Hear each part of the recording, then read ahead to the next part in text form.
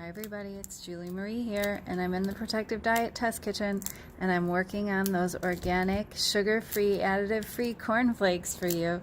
And this is a double batch, 2 trays, recommended, baked at one time.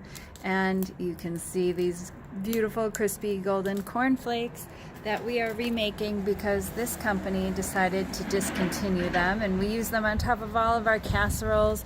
But I wanted to show you the batch that I recommend making. The size makes 7 ounces of cornflakes, this many, and the box made 11 ounces. So we're coming in close. So one batch will make almost a box of what we were accustomed to.